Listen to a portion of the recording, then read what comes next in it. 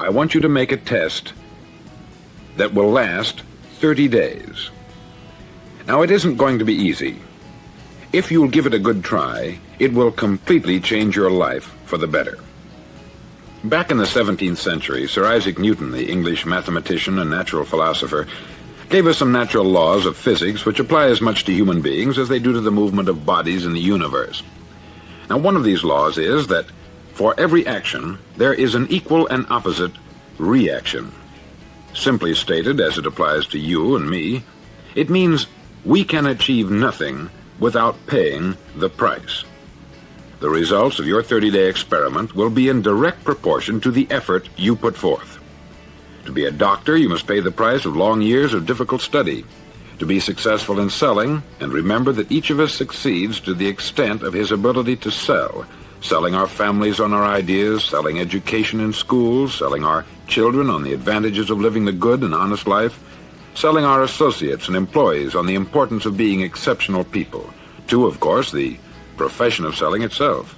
But to be successful in selling our way to the good life, we must be willing to pay the price. Now, what is that price? Well, it's many things. First, it's understanding emotionally, as well as intellectually, that we literally become what we think about, that we must control our thoughts if we're to control our lives. It's understanding fully that, as ye sow, so shall ye reap. Secondly, it's cutting away all the fetters from the mind and permitting it to soar as it was divinely designed to do. It's the realization that your limitations are self-imposed, and that the opportunities for you today are enormous beyond belief. It's rising above narrow-minded pettiness and prejudice.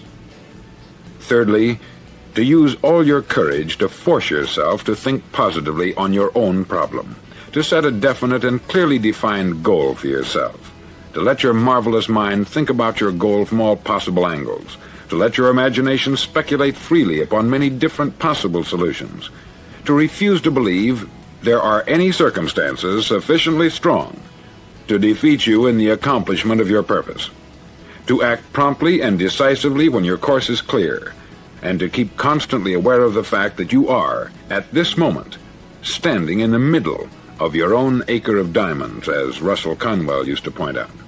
Fourth, save at least 10% of what you earn. It's also remembering that no matter what your present job, it has enormous possibilities if you're willing to pay the price. Now let's just go over the important points in the price each of us must pay to achieve the wonderful life that can be ours. It is, of course, worth any price. 1, you will become what you think about. 2, remember the word imagination. Let your mind soar. 3, courage. Concentrate on your goal every day. 4, save 10% of what you earn. And action. Ideas are worthless unless we act on them. Now I'll try to outline the 30-day test I want you to make. Now keep in mind that you have nothing to lose by making this test, and everything you could possibly want to gain. There are 2 things that may be said of everyone. Each of us wants something, and each of us is afraid of something. I want you to write on a card what it is you want more than anything else. It may be more money. Perhaps you'd like to double your income or make a specific amount of money. It may be a beautiful home. It may be success at your job. It may be a particular position in life. It could be a more harmonious family. Each of us wants something. Write down on your card specifically what it is that you want. Make sure it's a single goal and clearly defined. You needn't show it to anyone, but carry it with you so that you can look at it several times a day. Think about it in a cheerful, relaxed, positive way each morning when you get up, and immediately you have something to work for, something to get out of bed for, something to live for. Look at it every chance you get during the day and just before going to bed at night. As you look at it, remember that you must become what you think about, and since you're thinking about your goal, you realize that soon it will be yours. In fact, it's yours really the moment you write it down and begin to think about it. Look at the abundance all around you as you go about your daily business. You have as much right to this abundance as any other living creature. It's yours for the asking. Now we come to the difficult part. Difficult because it means the formation of what is probably a brand new habit, and new habits are not easily formed. Once formed, however, It'll follow you for the rest of your life. Stop thinking about what it is you fear. Each time a fearful or negative thought comes into your consciousness, replace it with a mental picture of your positive and worthwhile goal. There will come times when you will feel like giving up. It's easier for a human being to think negatively than positively. That's why only 5% is successful. You must begin now to place yourself in that group. For 30 days, you must take control of your mind. It will think only about what you permit it to think. Each day for this 30-day test, do more than you have to do. In addition to maintaining a cheerful, positive outlook, give of yourself more than you've ever done before. Do this knowing that your returns in life must be in direct proportion to what you give. The moment you decide on a goal to work toward, you're immediately a successful person. You're then in that rare and successful category of people who know where they're going. Out of every 100 people, you belong to the top 5. Don't concern yourself too much with how you're going to achieve your goal. Leave that completely to a power greater than yourself. All you have to do is know where you're going. The answers will come to you of their own accord. Remember these words from the Sermon on the Mount, and remember them well. Keep them constantly before you this month of your test. Ask, and it shall be given you. Seek, and ye shall find. Knock, and it shall be opened unto you. For every one that asketh receiveth, and he that seeketh findeth, and to him that knocketh it shall be opened. It's as marvelous and as simple as that. In fact, it's so simple that in our seemingly complicated world it's difficult for an adult to understand that all he needs is a purpose and faith.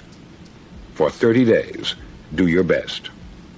If you're a salesman, go at it as you've never done before, not in hectic fashion, but with the calm, cheerful assurance that time well spent will give you the abundance in return you deserve and want. If you're a homemaker, devote your 30-day test to complete giving of yourself without thinking about receiving anything in return, and you'll be amazed at the difference it makes in your life. No matter what your job, do it as you've never done it before for 30 days. And if you've kept your goal before you every day, you'll wonder and marvel at this new life you've found. Dorothea Brand, outstanding editor and writer, discovered it for herself and tells about it in her fine book, Wake Up and Live. Her entire philosophy is reduced to the words, act as though it were impossible to fail. She made her own test with sincerity and faith, and her entire life was changed to one of overwhelming success. Now you make your test for 30 full days. Don't start your test until you've made up your mind to stick with it. You see, by being persistent, you're demonstrating faith. Persistence is simply another word for faith. If you didn't have faith, you would never persist. If you should fail during your first 30 days, by that I mean suddenly find yourself overwhelmed by negative thoughts, you've got to start over again from that point and go 30 more days. Gradually your new habit will form until you find yourself one of that wonderful minority to whom virtually nothing is impossible. Don't forget the card. It's vitally important as you begin this new way of living. On one side of the card, write your goal, whatever it may be. On the other side, write the words we've quoted from the Sermon on the Mount. Ask, and it shall be given you. Seek, and ye shall find. Knock, and it shall be opened unto you. In your spare time during your test period, read books that will help you. Inspirational books like the Bible, Dorothea Brand's Wake Up and Live, The Magic of Believing by Claude Bristol, Think and Grow Rich by Napoleon Hill, and other books that instruct and inspire. Nothing great was ever accomplished without inspiration. See that during these crucial first 30 days, your own inspiration is kept at a peak. Above all, don't worry. Worry brings fear, and fear is crippling. The only thing that can cause you to worry during your test is trying to do it all yourself. Know that all you have to do is hold your goal before you. Everything else will take care of itself. Remember also to keep calm and cheerful. calm, and cheerful. Don't let petty things annoy you and get you off course. Now, since making this test is difficult, some may say, well, why should I bother? Well, look at the alternative. No one wants to be a failure. No one really wants to be a mediocre individual. No one wants a life constantly filled with worry, fear, and frustration. Therefore, remember that you must reap that which you sow. If you sow negative thoughts, your life will be filled with negative things. If you sow positive thoughts, your life will be cheerful, successful, and positive. Now, gradually, you will have a tendency to forget what you've heard on this record. Play it often. Keep reminding yourself of what you must do to form this new habit. Gather your whole family about and listen to what's been said here at regular intervals. You know, most men will tell you that they want to make money without understanding the law. The only people who make money work in the mint. The rest of us must earn money. This is what causes those who keep looking for something for nothing or a free ride to fail in life. The only way to earn money is by providing people with services or products which are needed and useful. We exchange our product or service for the other man's money. Therefore, the law is that our financial return will be in direct proportion to our service. Success is not the result of making money. Making money is the result of success. And success is in direct proportion to our service. Most people have this law backwards. They believe that you're successful if you earn a lot of money. The truth is that you can only earn money after you're successful. It's like the story of the man who sat in front of the stove and said to it, "Give me heat, and then I'll add the wood."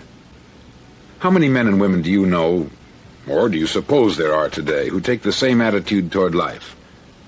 There are millions. We've got to put the fuel in before we can expect heat. Likewise, we've got to be of service first before we can expect money. Don't concern yourself with the money. Be of service. Build, work, dream, create. Do this, and you'll find there's no limit to the prosperity and abundance that will come to you. Prosperity is founded upon a law of mutual exchange. Any person who contributes to prosperity must prosper in turn himself. Sometimes the return will not come from those you serve, but it must come to you from someplace, for that is the law.